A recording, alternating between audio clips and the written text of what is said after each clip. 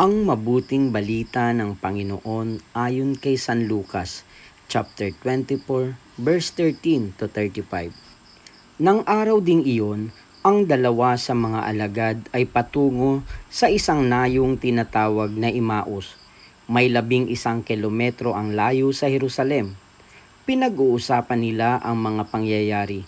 Samantalang nag-uusap sila at nagtatanungan, lumapit si Jesus at nakisabay sa kanila. Siya'y nakita nila, ngunit hindi nakilala agad. Tinanong sila ni Jesus, "Ano ba ang pinag-uusapan ninyo?" At tumigil silang nalulumbay. Sinabi ng isa na ang ngalay Cleopas, "Kayo lamang po yata ang dayuhan sa Jerusalem na hindi nakaaalam sa mga bagay na katatapos pa lamang nangyari roon." "Anong mga bagay?" tanong niya. At sumagot sila, "Tungkol kay Jesus na taga Nazaret, isang propetang makapangyarihan sa gawa at salita, maging sa harapan ng Diyos at ng mga tao. Isinakdal siya ng aming mga punong saserdote at mga pinuno upang mahatulang mamatay, at siya ay ipinako sa krus. Siya pa naman ang inaasahan naming magpapalaya sa Israel.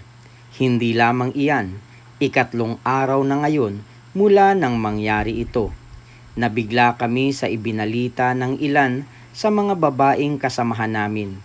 Maagang maaga raw silang nagpunta sa libingan at di nila natagpuan ang kanyang bangkay. Nagbalik sila at ang sabi, nakakita raw sila ng isang pangitain, mga anghel na nagsabing buhay si Jesus.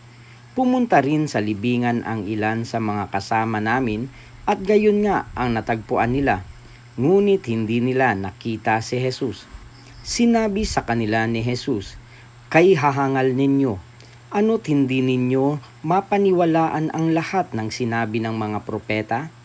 Hindi ba't ang Mesiyas ay kailangan magbata ng lahat ng ito bago niya kamtan ang kanyang marangal na katayuan?"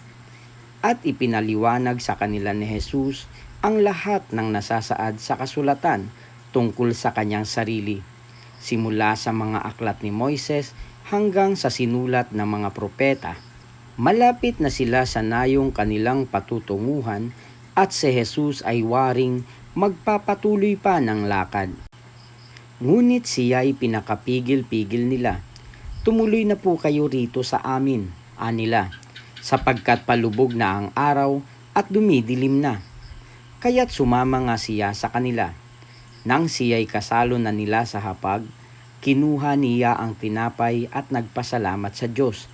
Saka pinaghati-hati at ibinigay sa kanila. Nabuksan ang kanilang paningin at nakilala nila si Jesus, subalit siya'y biglang nawala. At nawika nila, "Kaya pala gayon ang pakiramdam natin habang tayo'y kinakausap sa daan at ipinapaliwanag sa atin ang mga kasulatan." Ang mabuting balita ng Panginoon. Pinupuri ka namin, Panginoong Hesukristo.